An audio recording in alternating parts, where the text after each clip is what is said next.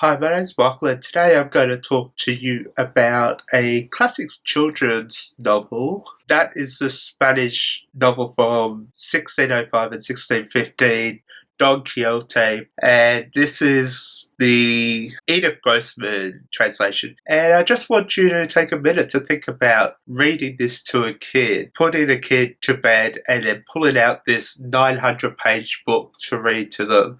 And just try and imagine that, because I don't think I could ever sit down with a kid and read them this book, because for one thing, I'm not sure if they would actually understand it. I know they'll probably find some scenes funny, but there is so much going on in this book and there's so much to talk about. And I know they'll just enjoy the storyline. It's like taking a kid to see Zootopia or something at the movies. They will laugh at all the jokes, but will they get the deeper meaning? And this is probably what's going on with Don Quixote, but I just can't imagine trying to read this to a kid nowadays. The story of Don Quixote is basically the story of a man named Don Quixote, and he is a Spanish nobleman, and he is obsessed with medieval romance literature, and his obsession sent him crazy. The literature sent him to the point where he decided he was going to single-handedly bring back chivalry, and he renamed himself Don Quixote of La Mancha, and he set out with a farmer named Sancho Panza, who is now his squire, and his aim is to set out on a venture to restore justice to a world full of injustice, to bring back chivalry, to right the wrongs of the world. And this obviously doesn't go to plan. This is a spoof on the chivalry romances, and this plays out a lot in a satirical way throughout the novel. But reading it, it is very funny, and there's so many laugh-out moments, but this novel is so much deeper than that. I've already read this with Hilary from Your Robot Friend, and I will link her review down below because it's probably going to be heaps better than mine. And when reading this, I thought of this as one of those old 80s style comedies. I was thinking Don Quixote could be played by Steve Martin, and Penza would be Martin Short, but Hilary, obviously much younger than I am, she decided it was Will Ferrell and Zach Galifianakis.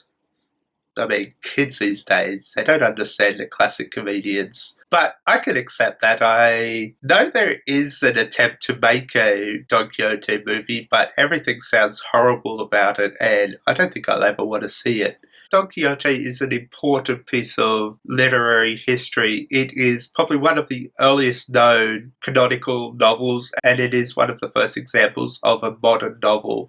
And if you compare it to the chivalry romances of medieval time, it does seem to be a changing of literature. And the book has seeped its way into popular culture, and culture in particular. You can think of the term tilting the windmills, which is a scene from the novel very early where Don Quixote decides to chase down these giants and attack them. But these giants that he's seeing are just windmills in the distance, but he's already off and racing before Sancho Panza can actually stop him and set him on the right path. And it's a funny scene, but the term seemed to stick about tilting the windmills, and it seems to be a common phrase. I don't think it's used often anymore, but it was in the past. And even if you look at psychology, there's a term Quixoteism, which is often referred to someone that over-idealizes things, and they have an often naive romantic view on the world, and they keep striving to bring about this utopian society they've got set in their mind by writing that world. But because they're over idealized everything, it seems like a never-ending quest to write the world. But if you think about it in terms of ethics and chivalry and how it's spoofing the romantic novels of the medieval time, you kind of think of how Don Quixote is obsessed with these novels and obsessed with this literature, and it's like he goes mad with obsession with this,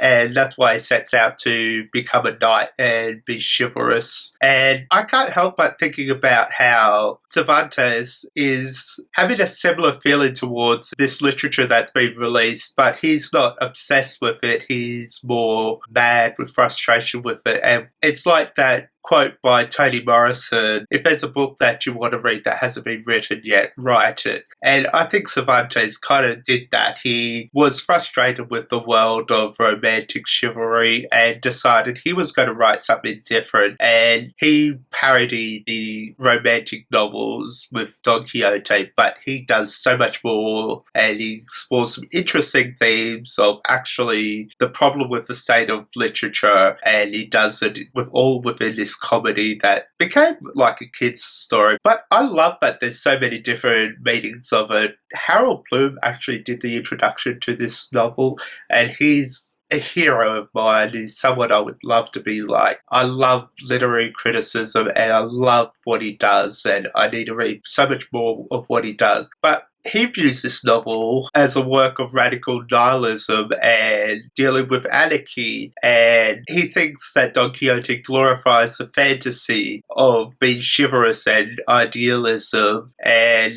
he is quoted in the introduction, I believe it was, where he's at war with this Freudian principle of reality, which accepts death as a necessity, but in this world, death is almost like death is not a reality, it's a fantasy. Don Quixote is not a good knight. He loses pretty much every battle he has, and if he does win it, it's probably not because he was a skilled warrior. But that brings an interesting perspective on the book. If it's a fantasy that's not seated in reality, this idealism is out of reach and everything is meaningless. But Edith Grossman, who is the translator of this novel, she read this at first and thought it was this tragic book, and she has said that she cried when she read it because it was so tragic. It was the most tragic book she ever read. But when she was translating it, she had a different reaction. She was laughing out loud at the way it satirizes and parodies literature and all the silly things that happen within the novel. And that's a really different perspective from the translator to Harold Bloom, who wrote the introduction.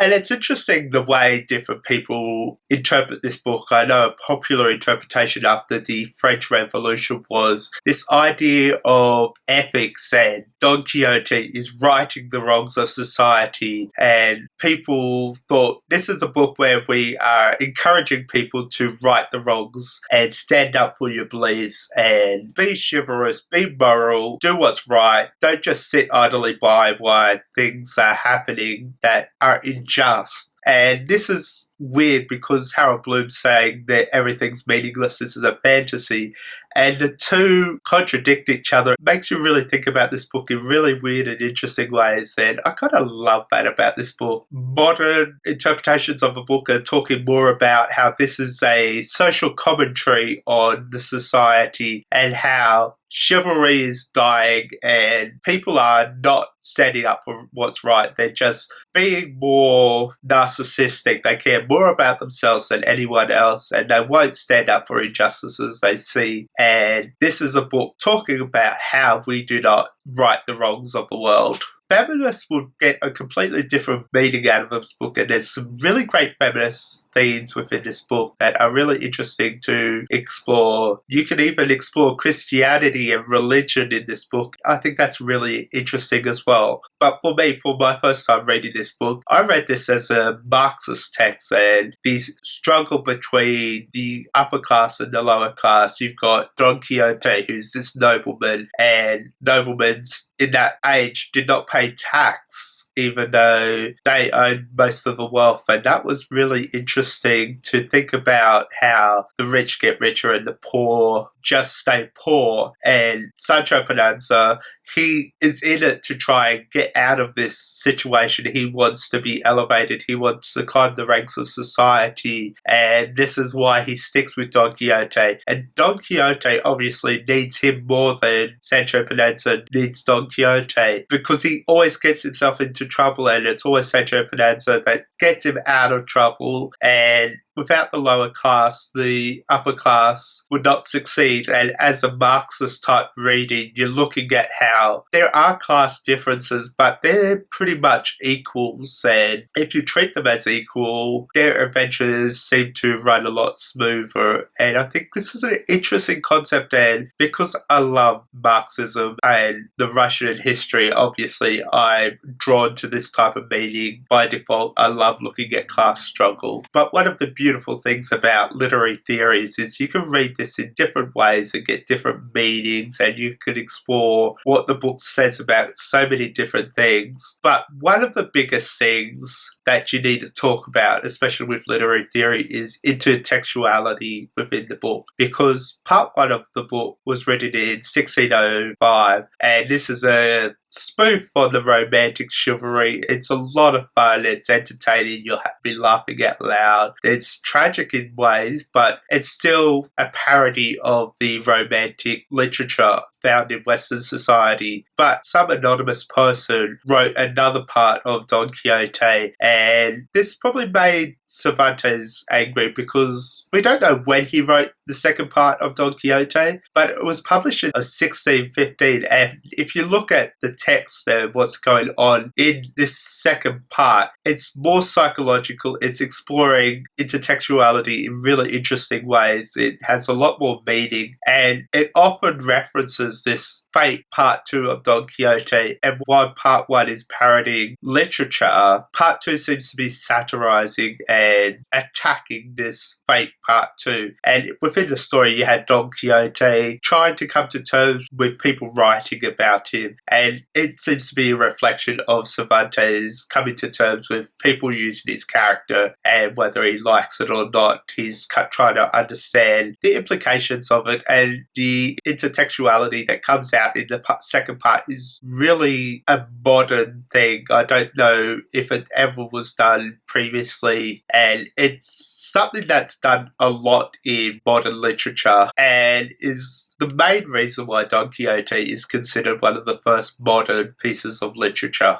And you can probably keep going on and on with different things about this book. And I think definitely read this book, definitely read it with someone and discuss different things that comes up, because I think this was the big advantage of reading this with Hillary, because she's a very intelligent woman and she has some really interesting insights. Our schedules might not have synchronized with the reading, but we had a lot of interesting discussions on the book that happened more so after we finished reading it. We tried to think of different themes, and this was just such a joy. And while reading it, I thought part one hilarious. I loved every moment of it. Part two wasn't as readable as part one, but once finishing the book, part two was just the part that kept me thinking about the book, the part that excited me the most. And I just kept wanting to just look at how influential this book is, because there is so much going on. And this is a book that I would want to read over and over again. And it'll be like Frankenstein. I'll read it and probably get a different interpretation of it. I'll explore something different the next time. And there's so many different things to unpack within the novel. And I think this is what's brilliant about books like Don Quixote, and I recommend you read books like this because there is a lot there and it's entertaining, but it'll keep you thinking for a long time after. And that is what I adore about literature. I love literature that makes me think. I love literature that's entertaining, but I can't stop thinking about. And I think I got that with Don Quixote. And I'm going to be reading this book again in the future, and I'll probably read it again and again. And I think it's important to record reviews and have it in writing or on video, because when you reread a book like this, you want to go back to your old thoughts, see what you thought at that time and see how it compares to your next reading through. And this is what really reviewing's about. You do it for other people to encourage them to read some wonderful literature that you adore, or you talk about what you had problems with and you talk about the themes and stuff like that. You unpack the book, and if you go back to read it, you can come back to your review and see what you thought and see how it differs and see how you've grown as a reader, see how you've interpreted something differently, see how your own situations reflects on your interpretations of the text, because I know I'm fascinated by Marxism and the communist era of Russia. So reading this as a Marxist text seems kind of obvious to me, but it's not the way other people read it, and it's a reflection of my interests, and I think that's brilliant. And I think the wonderful thing about literary theory is you've got so many different ways to look at a book and unpack it and explore what's going on, and it can be a reflection of what you're interested in. For psychologists, psychoanalysis of a book is something that would be wonderful to do. Let's diagnose Don Quixote, let's diagnose Sancho Panza, and let's see what it says about the society and what their psychological makeup is, but then look at it further and see how this reflects on Miguel Cervantes and see what he's saying about society and the state of literature. And I could go on about this book, but I just encourage you to read it because it is 900 pages, but I think it's so worth exploring something. You may not enjoy it all. Sometimes it drags, sometimes you'll be laughing, sometimes you cry if you have a heart, but it is something to explore, and I think it's something that sticks with you, and I think it's beneficial to read books like this because it influenced so much, and you can see so much of what it's doing in modern texts. And while I thought I knew the story of Don Quixote, there is so much in this book, and I love that about it. And I'm going to stop there so I don't continue rambling, but if you want to find me elsewhere, all my links to social media are in the description below, and I hope you do pick up this book.